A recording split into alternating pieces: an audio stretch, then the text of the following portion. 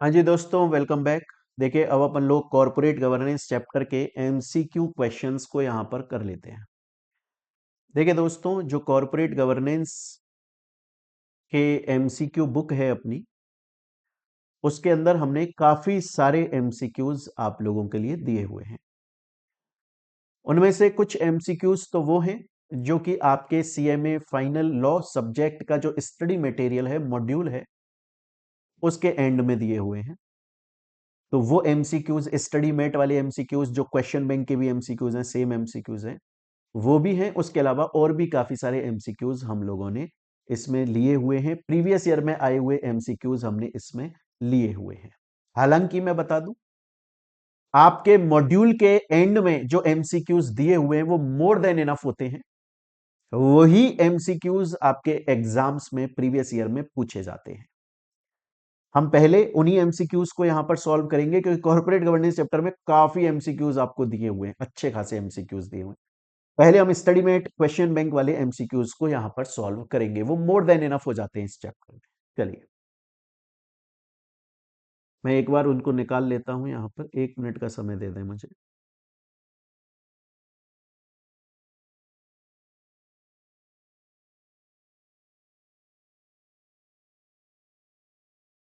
चलिए दोस्तों, यहां से आपके स्टडी मेट का एमसीक्यू स्टार्ट होता है। ठीक है जी, करते हैं स्टार्ट। पहला, 3P of triple bottom line. देखिए, कॉर्पोरेट गवर्नेंस चैप्टर में हम एक बात पढ़ते हैं, 3P's का कॉन्सेप्ट हम पढ़ते हैं। वो 3P क्या होते हैं? एक तो होता है पीपल, एक होता है प्रॉफिट, और एक होता है प्लानेट। इन्हें 3P's बोला जाता है। इनको और भी नामों से बोला जाता है। सर, और किन नामों से बोला जाता है? पी को बोला जाता है सोशल अप्रोच, प्रॉफिट को बोला जाता है इकोनॉमिकल अप्रोच, और प्लानेट को बोला जाता है environmental approach. Environmental approach, clear है ये चीज यहां तक? ये बेसिकली ये बोलते हैं, कॉर्पोरेट गवर्नेंस चैप्टर में हम ये पढ़ते हैं कि कोई भी कंपनी जब काम करेगी तो वो 3 P's को फुलफिल जरूर करेगी। मतलब उसके काम से पीपल का फायदा होना चाहिए, अच्छी quality of goods and services वो लोगों को दे रहे हैं और पॉल्यूशन नहीं कर रही हैं। प्रॉफिट, कंपनी प्रॉफिट में काम कर रही है, क्योंकि कोई भी कंपनी तब ही सरवाइव कर सकती है जब वो प्रॉफिट में है। चाहे से आप पब्लिक के लिए कितना भी कर लो, खुद को प्रॉफिट में रहना बहुत जरूरी है। एंड प्लानिट, एनवायरमेंट को आप प्रोटेक्ट कर रहे हो, पॉल्यूशन नहीं कर रहे हो। तो पीपल, प्रॉफिट, प्लानिट। तो यहां पर हमें देखना है इन चारों में से वो कौन सा ऑप्शन है। हमें दिखाई दे रहा है B option, planet, people, profit. तो फर्स्ट का आंसर क्या होना चाहिए दोस्तों? फर्स्ट का हमारा जो आंसर होना चाहिए, वो आंसर होना चाहिए बी। और यहां मॉड्यूल में अगर हम इसका आंसर देखें तो बी ही दिया हुआ है दोस्तों। ठीक है जी, आगे चलते हैं अपने नेक्स्ट क्वेश्चन के ऊपर।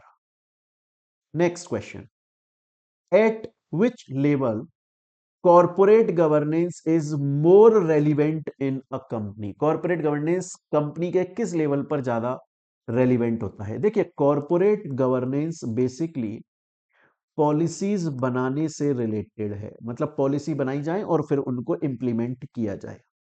अब कंपनी के अंदर सिस्टम या पॉलिसी कौन बनाता है? तो सर, टॉप लेवल का पर्सन बनाता है। आंसर क्या होना चाहिए इसका?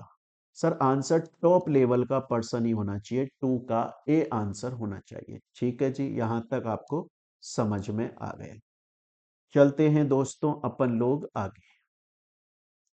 नेक्स्ट आ जाते हैं अपन क्वेश्चन नंबर 3 के ऊपर। क्वेश्चन नंबर 3 ये बोल रहा है, मैं थोड़ा सा साफ कर देता हूं इसको, शायद आपको ना दिखाई दे, तो इसलिए 1 मिनट का समय दें।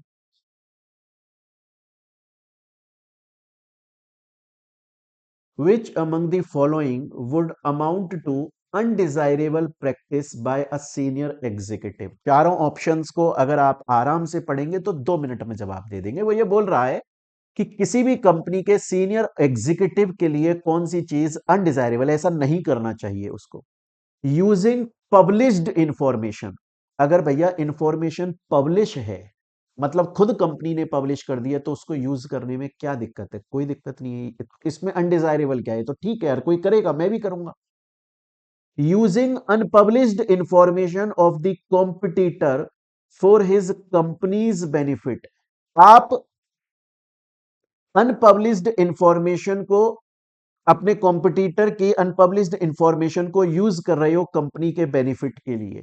हाँ, वैसे तो ये गलत है, लेकिन और भी ऑप्शन देख लेते हैं।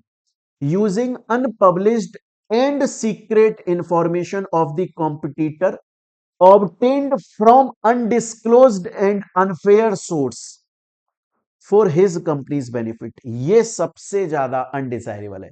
मतलब अनपब्लिश्ड इंफॉर्मेशन है, वो आपने ही निकलवाई है। एक तो क्या होता है कि मान लो मेरा कोई कॉम्पिटिटर कंपनी है, उसकी अनपब्लिश्ड इंफॉर्मेशन मुझे पता चल गई, मैंने निकलवाई नहीं थी, मुझे पता चल गई।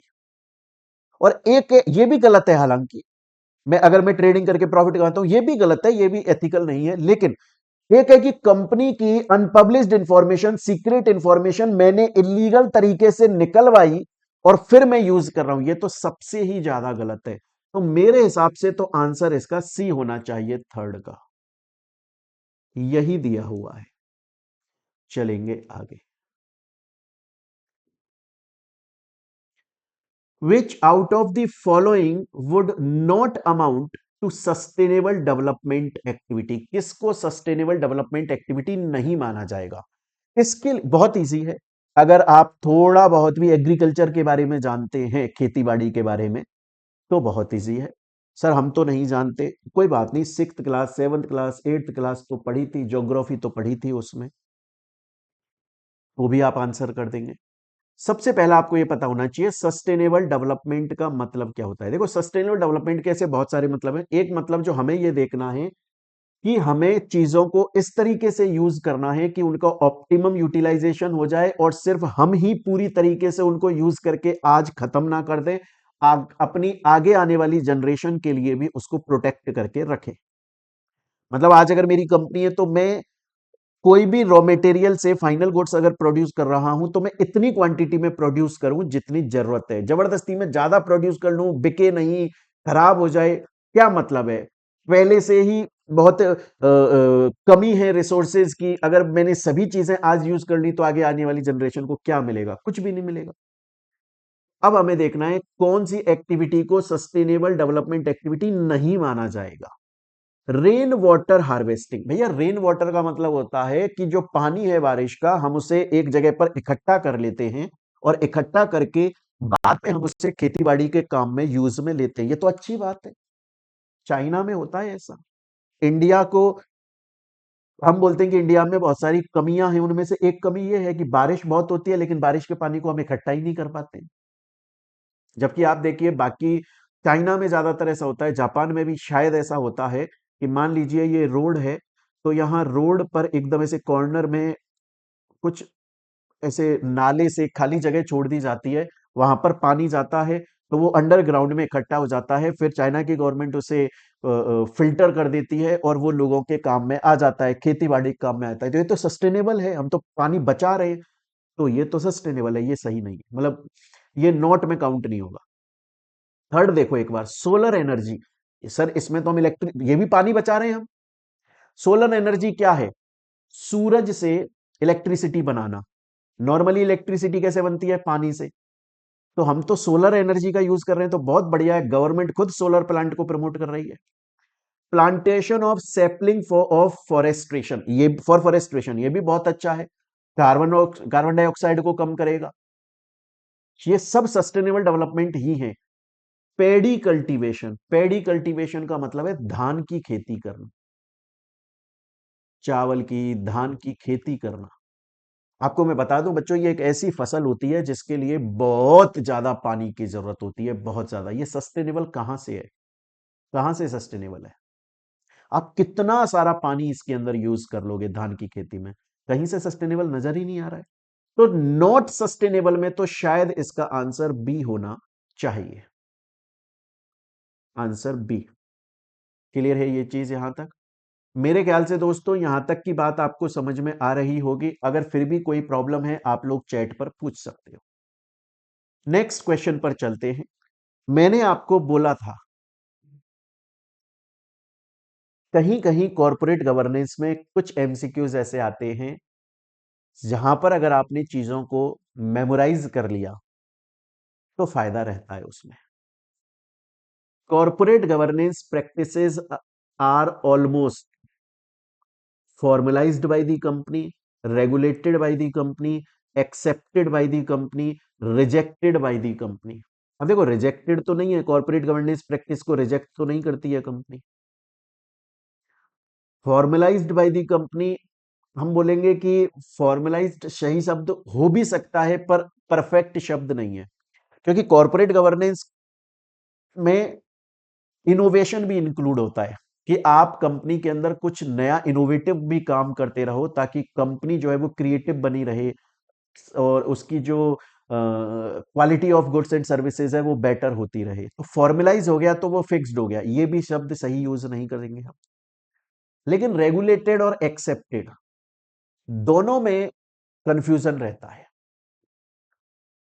रेगुलेटेड भी सही शब्द लगता है, एक्सेप्टेड भी सही शब्द लगता है, लेकिन अपने को जो आंसर दिया हुआ है वो रेगुलेटेड है कि कॉर्पोरेट गवर्नेंस प्रैक्टिसेस को कंपनीज के अंदर रेगुलेट किया जाता है कि जो टॉप लेवल का बंदा है, टॉप लेवल पर जो लोग बैठे हैं वो कॉर्पोरेट गवर्नेंस स्ट्रेटेजीज को बना देते हैं, कंपनी को बोलते हैं इन्हें फुलफिल करो और फिर वो रेगुलेट करते हैं कि वो फुलफिल हो रही है कि नहीं हो रही है। तो रेगुलेट इसका सही होगा, यही आपके मॉड्यूल में भी दिया हुआ है, फिफ्थ का बी। क्लियर है ये चीज यहां तक? चलते हैं हम लोग आगे नेक्स्ट क्वेश्चन के ऊपर। ये क्वेश्चन का आंसर आप लोगों को शायद नहीं आता होगा। सर क्यों नहीं आता होगा? इसलिए नहीं आता होगा क्योंकि ये ओल्ड सिलेबस से रिलेट करता है।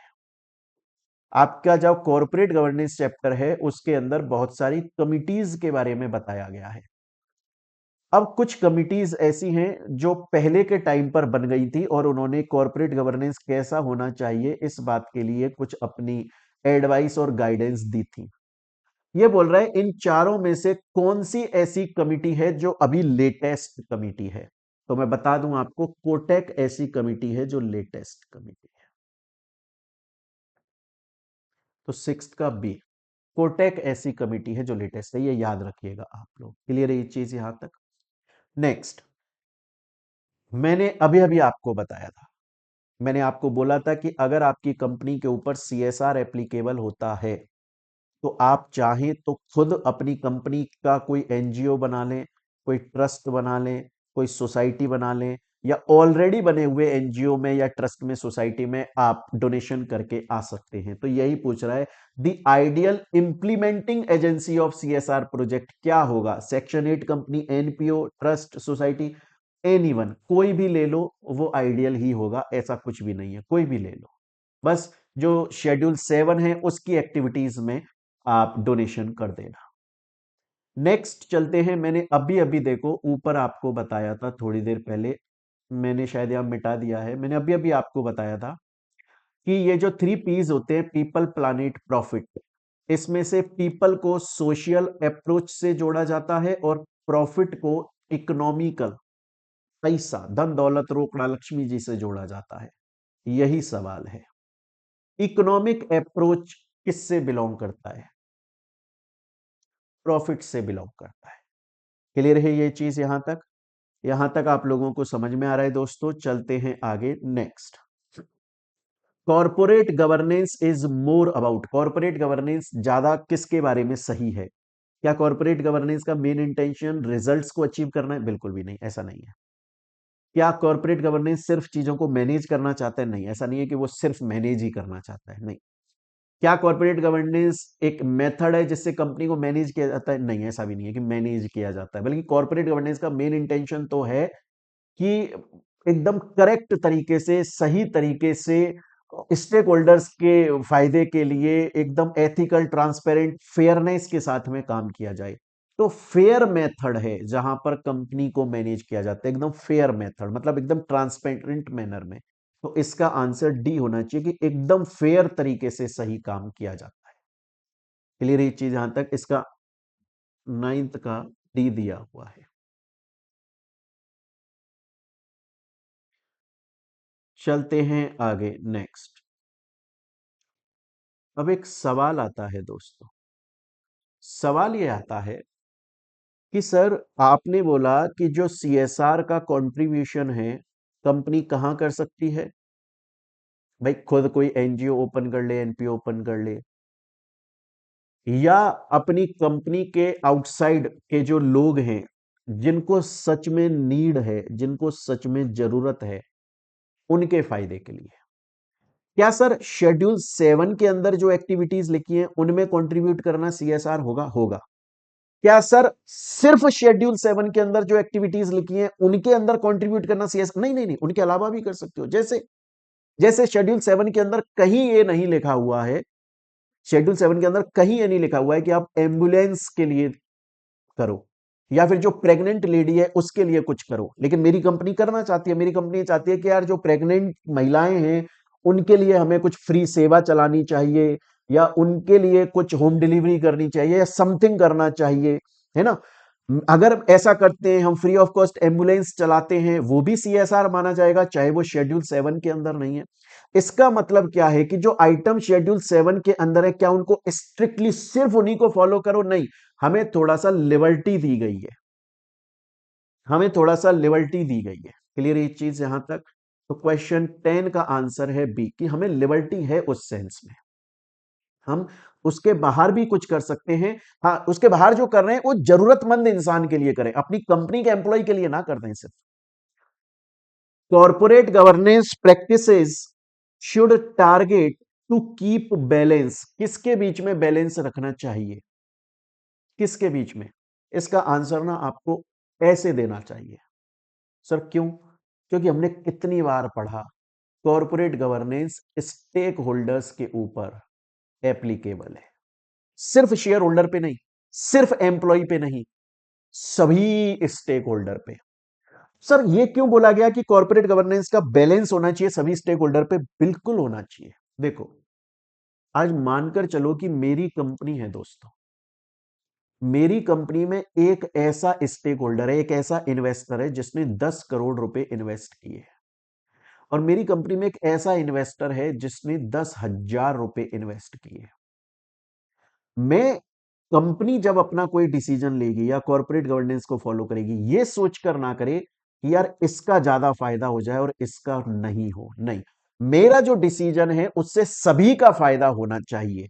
तो हमें बैलेंस बनाकर चलना पड़ता है। क्लियर ये चीज यहां तक? All stake holders. मेरे ख्याल से दोस्तों यहां तक की बात आपको समझ में आ रही होगी। चलते हैं अपन लोग आगे, नेक्स्ट क्वेश्चन के ऊपर आ जाते हैं। When a company evaluates an, अभी बताया था मैंने आप लोगों को, हालांकि ये क्वेश्चन मेरे लिए कंट्रोवर्शियल है,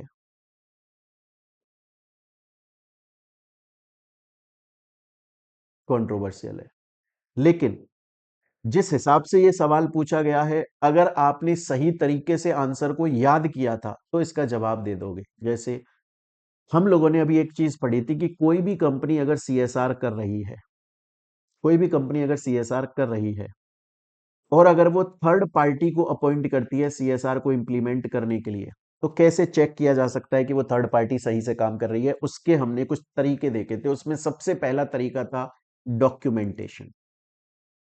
उसमें सबसे पहला तरीका दोस्तों हमने जो देखा था वो डॉक्यूमेंटेशन देखा था। अब देखिए, when a company evaluates an implementing agency, first step, पहला स्टेप क्या है? हालांकि ये बाकी सभी स्टेप भी हैं इसके, लेकिन पहला स्टेप डॉक्यूमेंट्स, एग्जामिनिंग डॉक्यूमेंट्स। तो ये पहला स्टेप है।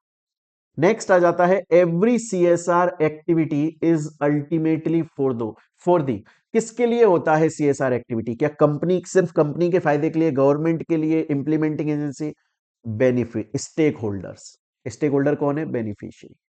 बेनिफिशियरी के फायदे के लिए होता है कॉर्पोरेट गवर्नेंस अल्टीमेट। एक बार चैट पे बताएंगे क्या यहां तक की कहानी समझ में आ रही है दोस्तों? देखिएगा दोस्तों, नेक्स्ट क्वेश्चन। सीएसआर फंड जो कि हम ऑनगोइंग प्रोजेक्ट के लिए संभाल कर रखते हैं, वो कितने टाइम के अंदर स्पेंड हो जाना चाहिए, ये आपको याद रखना है। ये 3 साल तक के लिए, कि कोई भी कंपनी है वो सीएसआर फंड को, कॉर्पोरेट सोशल रेस्पॉन्सिबिलिटी फंड को अगर संभाल के रखती है कि जो मेरा प्रोजेक्ट है, ऑनगोइंग प्रोजेक्ट चल रहा है, मैं उसमें इन्वेस्ट करूं, तो विद इन 3 ईयर्स, मतलब जिस जिस ईयर के लिए आपका सीएसआर रिलेट करता है, उसके अगले 3 साल में उसे यूज कर ही लो हर हालत। नेक्स्ट क्वेश्चन पर चलते हैं। ये क्वेश्चन आपको चैप्टर के अंदर याद हो जाना चाहिए था। मैंने आपको बोला था कि जब इंडिया के अंदर कॉरपोरेट गवर्नेंस को लाया जा रहा था, तो इंडिया के बहुत सारे जो बिजनेस टाइकून थे उनसे बोला गया था, उनकी अलग अलग कमिटीज बना दी गई थी। और हमेशा जब भी कोई कमिटी बनती है, उस कमिटी का जो चेयरमैन होता है, कमिटी का नाम चेयरमैन के नाम पर ही पड़ता है हमेशा। अब कोई भी कमिटी उठा लो, कमिटी का जो चेयरमैन होगा, वो जो चेयरमैन का नाम होगा, कमिटी का वही नाम होगा। जैसे कमिटी के अंदर नारायण मूर्ति जी चेयरमैन थे, तो नारायण मूर्ति पड़ गया। राहुल बजाज थे तो राहुल बजाज कमेटी पड़ गया। कुमार मंगलम बिरला थे किसी कमेटी के चेयरमैन, तो कुमार मंगलम बिरला पड़ गया। अब ये सब लोग जो है वो कॉर्पोरेट गवर्नेंस के लिए अपनी अपनी कमिटीज के अंदर अलग अलग एडवाइस लेकर आए थे। क्लियर ये चीज दोस्तों? अभी मैंने आपको बताया कि आज एलओडीआर चलता है। आज अगर कोई कंपनी किसी स्टॉक एक्सचेंज के ऊपर लिस्ट होना चाहती है, तो स्टॉक एक्सचेंज के ऊपर लिस्ट होने से पहले उसे एक अग्रीमेंट करना पड़ता है, जिसे बोला जाता है LODR, listing obligation disclosure requirement. आ रही है मेरी बात समझ में यहां तक? लेकिन 2000 2015 से पहले दोस्तों, ये एग्रीमेंट क्या बोला जाता था? 2015 से पहले ये एग्रीमेंट लिस्टिंग अग्रीमेंट बोला जाता था। आज इसे 2015 से एलओडीआर की, जब भी कोई कंपनी स्टॉक एक्सचेंज पे लिस्ट होती है, तो स्टॉक एक्सचेंज के साथ अग्रीमेंट होता है, that is called LODR. But 2015 से पहले इस एग्रीमेंट को लिस्टिंग एग्रीमेंट बोला करते थे। आज जो एलओडीआर है, उसमें सबसे मेन जो रेगुलेशन है, वो रेगुलेशन 17 से 27 है, जो कि मेन है। वो बताता है कंपनी के अंदर कितने बोर्ड ऑफ डायरेक्टर होने चाहिए, क्या ऑप्टिमम कॉम्बिनेशन होगा।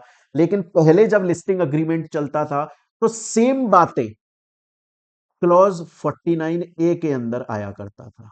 लिस्टिंग एग्रीमेंट के अंदर जो कंडीशंस थी, उन्हें क्लॉज बोला जाता था, यहां पर रेगुलेशन बोला जाता है, उसको क्लॉज 49 ए बोला जाता था। क्लियर है ये चीज यहां तक? सवाल आपसे यह पूछ रहा है कि इंडिया के अंदर जो कॉर्पोरेट गवर्नेंस आया, उसके अंदर जो लिस्टिंग एग्रीमेंट में क्लॉज 49 ए आया था, तो इतने सारे लोगों की कमिटीज ने अपनी अपनी एडवाइस दी थी, वो कौन सी कमिटी है जिसकी एडवाइस सबसे ज्यादा मानी गई थी और क्लॉज 49 ए के अंदर इंप्लीमेंट करी गई थी? ये हमने चैप्टर में भी पढ़ा है दोस्तों, कुमार मंगलम बिरला कमेटी। बहुत ईजी है ये। उम्मीद करता हूं यहां तक आप लोगों को समझ में आ गया होगा। चलो, अच्छा अभी मुझे बताइए, मैंने आप लोगों को थोड़ी देर पहले एक चीज बताई थी। मैंने आपको यह बोला था कि अगर कोई भी कंपनी सीएसआर करना चाहती है, तो इंडियन कंपनी इंडिया के अंदर ही सीएसआर करेगी। इंडियन कंपनी ये नहीं बोल सकती कि यार वो अमेरिका है ना, अमेरिका में देखो कितने गरीब लोग रहते हैं, मैं वहां पे सीएसआर। अरे नहीं बाबूजी, इंडिया बहुत गरीब है, यहाँ पर लोगों को जरूरत है, यही सीएसआर कर लो आप। तो सर क्या आप ये बोलना चाह रहे हो कि फॉरेन के अंदर सीएसआर को इंप्लीमेंट नहीं किया जा सकता? हाँ। अब foreign entity can not be, क्या नहीं हो सकती? सीएसआर, इंडिया का जो सीएसआर प्रोजेक्ट है वो फॉरेन में इंप्लीमेंट नहीं किया जा सकता, ये एलिजिबल नहीं है। क्लियर है ये चीज यहां तक? यहां तक दोस्तों आप लोगों को समझ में आ रहा होगा। चलते हैं आगे, फिर भी अगर आप लोगों को प्रॉब्लम है, मैं बोल चुका हूं, आप लोग पूछ सकते हैं बिंदास। नेक्स्ट, नेक्स्ट क्वेश्चन ये पूछ रहा है, some of the reasons for which companies can not practice good governance. मतलब इंडिया की कंपनीज के अंदर अच्छे कॉर्पोरेट, जो कॉर्पोरेट गवर्नेंस बेहतर तरीके से, गुड कॉर्पोरेट गवर्नेंस को इंप्लीमेंट नहीं किया जा पा रहा है, फॉलो नहीं किया जा रहा है, उसके बहुत सारे रीजंस हैं। तो इनमें से वो कौन से रीजंस हैं जिनकी वजह से इंडिया में कॉर्पोरेट गवर्नेंस को नहीं फॉलो किया जा पाता है? Narrow mind set of promoter, promoters बोलते हैं कि अरे हो गया कॉर्पोरेट गवर्नेंस यार, मार्केटिंग करो। देखो रामदेव बाबा को, रामदेव बाबा क्या बोल रहा है, रामदेव बाबा ये बोल रहा है कि देखो हमारी पतंजलि कंपनी का दूध पियोगे तो ही तुम्हारा बेस्ट होगा, छाछ पियोगे, लस्सी पियोगे, जबकि वो खुद अमूल से परचेज कर रहा है। जैसे अभी बिहार इलेक्शन हुए थे, अगर आपने न्यूज़ पढ़ी हो कि एक तरफ बिहार इलेक्शन चल रहे थे, एक तरफ जो हमारा फूड सेफ्टी डिपार्टमेंट है उसने पतंजलि और अमूल के ऊपर रेड किया और पता चला कि उनके जो दूध हैं, छाछ हैं, वो एकदम घटिया क्वालिटी के हैं। ये अभी कल परसों की ही न्यूज़ है और ऐसी रेड होती ही रहती हैं। तो हाँ, नैरो माइंडसेट है प्रमोटर का, बाहर में गया ये CSR, कॉर्पोरेट गवर्नेंस, मार्केटिंग करो दबा के, दे स्वदेशी और पैसा कमाओ। दूसरा, financial problem in the company. हाँ, कंपनी में बहुत बार होता है ऐसा। आप बोलोगे सर फाइनेंशियल प्रॉब्लम कैसी, कंपनी लिस्टेड कंपनी है तो जरूरी थोड़ी है कंपनी प्रॉफिट में ही चल रही हो, कभी कभी कंपनी लॉस में भी चल रही होती है। Unhealthy competition in the market, unhealthy competition आएगा ये, unhealthy competition in the market. हाँ, मार्केट में अनहेल्दी कंपटीशन चलता है। देखो हेल्दी कंपटीशन क्या है, हेल्दी कंपटीशन है मैं ये बोलूं कि मैं बहुत अच्छा, मेरा प्रोडक्ट बहुत अच्छा है, खत्म बात, ये हेल्दी कंपटीशन है। पर अगर मैं ये बोलूं कि सामने वाले का प्रोडक्ट बेकार है, मेरा प्रोडक्ट अच्छा है, ये अनहेल्दी कंपटीशन है। कि अपनी तारीफ करो ना, जैसे आपको अगर ध्यान हो, एक बार एक एडवर्टाइजमेंट आया था और वो एडवर्टाइजमेंट शायद पेप्सी का और कोको कोला का था, है ना। तो उन्होंने क्या किया था, ऐसा किया था कि जैसे शायद पूरी तरह से ध्यान नहीं है, शायद मेरे ख्याल से ऐसा था कि अंदर कोको कोला की केन थी, केन में आती है ना वो, केन ही बोलते हैं, क्या बोलते हैं उसको, और बाहर उसके ऊपर एक ऐसा कपड़े का कवर था और उसकी चेन ऐसे खुली हुई थी। तो जो कवर था उस पे तो लिखा हुआ था शायद ऐसे कोका कोला, और अंदर जो केन थी वो थी पेप्सी। मतलब ये लिखा हुआ था कि कोको कोला भी जो है ना वो बाहर से ही अपना ब्रांड दिखाती है, अंदर तो पेप्सी का ही माल बेचती है। अनहेल्दी कंपटीशन है, क्यों किसी की बुराई कर रहे हो, अपनी बड़ाई कर लो भाई। इस वजह से लोग बोलते हैं कि यार कितना भी कर लो CSR, लोगों को क्या पता चलना है, बस तुम तो धड़ल्ले से मार्केटिंग करते चलो, अच्छी मार्केटिंग करोगे, लोगों के दिमाग में सेट हो जाएगा और कॉर्पोरेट गवर्नेंस की जरूरत ही नहीं पड़ेगी, कोई CSR की जरूरत ही नहीं पड़ेगी, थोड़ी बहुत मार्केटिंग में पैसा खर्च होगा और हमारे प्रोडक्ट बिकेंगे। तो ये सभी रीजंस हैं जिनकी वजह से इंडिया के बिजनेसेस, कंपनीज कॉर्पोरेट गवर्नेंस सही से नहीं करती हैं या नहीं कर पाती। चलते हैं दोस्तों आगे नेक्स्ट क्वेश्चन के ऊपर, बड़े ध्यान से देखिएगा, मैं एक बार थोड़ा सा यहां से रब कर देता हूं ताकि आपको थोड़ा क्लियरली दिखाई देंगी चीजें,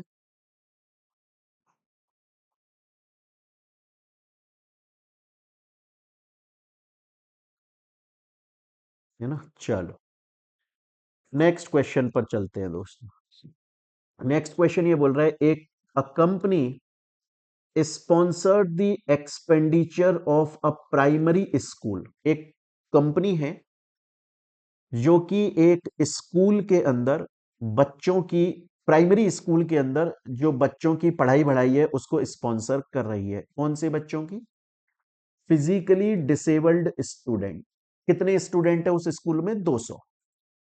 एक कंपनी है जो कि एक प्राइमरी स्कूल के अंदर जो फिजिकली डिसेबल्ड 200 स्टूडेंट्स हैं उनकी पढ़ाई का खर्चा स्पॉन्सर कर रही है, ठीक है।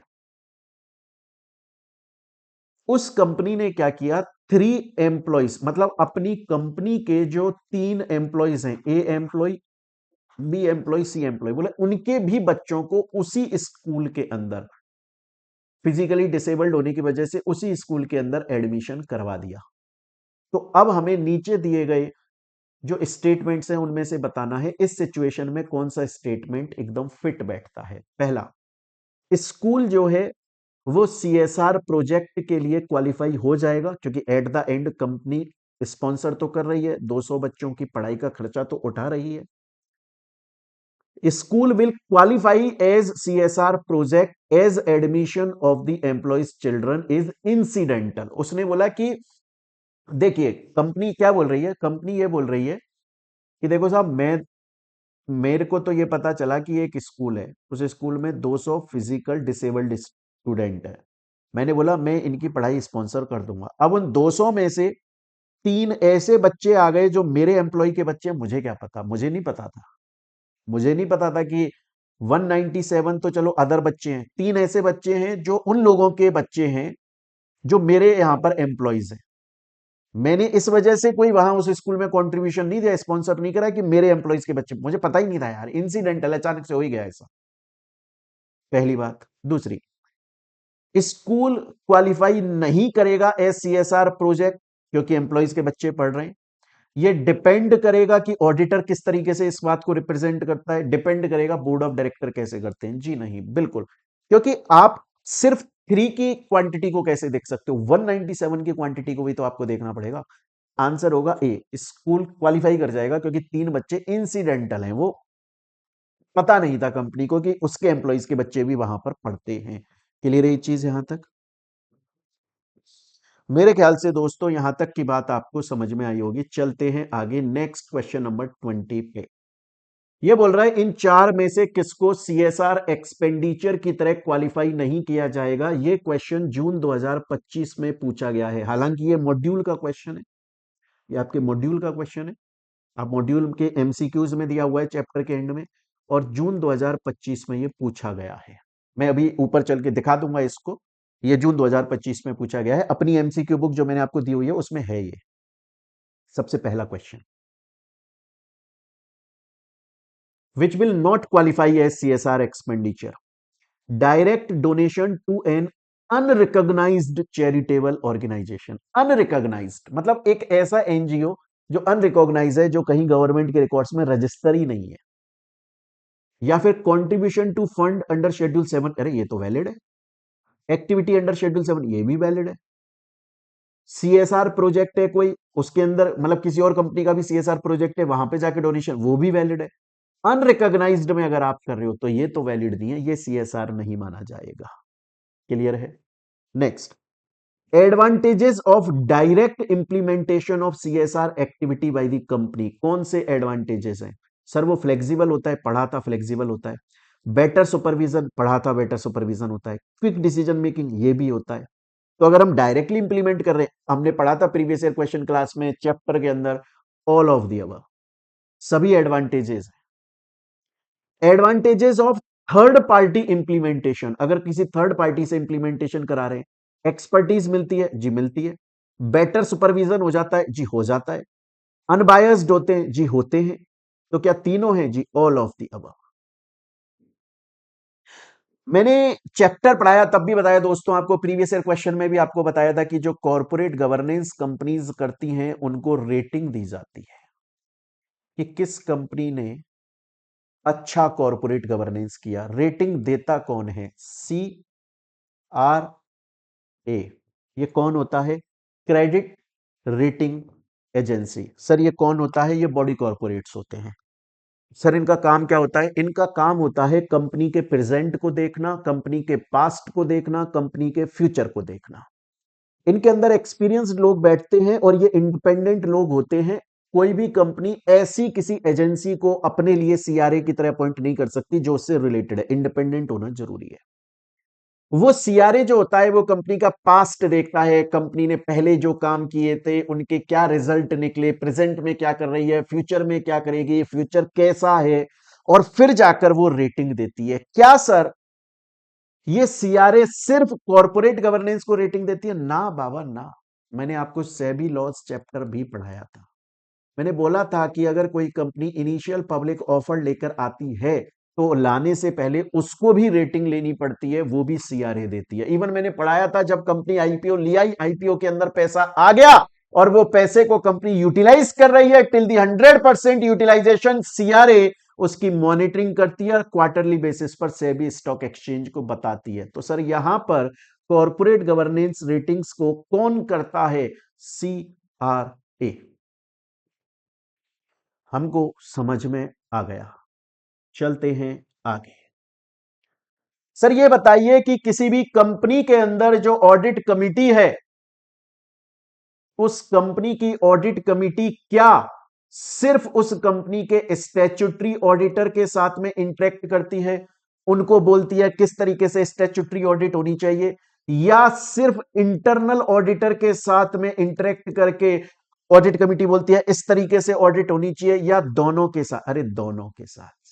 इवन कॉस्ट ऑडिटर के साथ सर, बिल्कुल। टैक्स हर चीज में, financial audit, tax audit, statutory, internal management audit, management तो चलो फिर भी इतना नहीं है, बाकी सभी कॉस्ट ऑडिट हर तरीके से करती है, तो interact with both. Next question, the recommendation of the audit committee. मैंने बोला था, मैंने चैप्टर में पढ़ाया था, चैप्टर नंबर 4 में, अकाउंट्स एंड ऑडिट चैप्टर में पढ़ा है, कॉर्पोरेट गवर्नेंस चैप्टर में पढ़ा है, प्रीवियस ईयर क्वेश्चंस में पढ़ाया है। मैंने बोला था कि अगर ऑडिट कमिटी रिकमेंडेशन दे रही है तो बोर्ड ऑफ डायरेक्टर उस रिकमेंडेशन को मान सकते हैं या नहीं मान सकते हैं, बोर्ड ऑफ डायरेक्टर के ऊपर निर्भर करता है। ऐसा नहीं है कि ऑडिट कमिटी ने जो रिकमेंडेशन दिया बोर्ड ऑफ डायरेक्टर्स को वो मानना ही पड़ेगा, लेकिन अगर कंपनी बोर्ड ऑफ डायरेक्ट अगर board of directors audit committee के रिकमेंडेशन को नहीं मान रहे हैं तो वजह बतानी पड़ेगी। इन केस अगर बोर्ड ऑफ, आप पूरे ऑप्शंस पढ़ो, may not be accepted by the board of directors, has to be accepted by the board of directors, in case not accepted, अगर नहीं एक्सेप्ट कर रहे हैं board has to record the reason, सबसे सही ऑप्शन।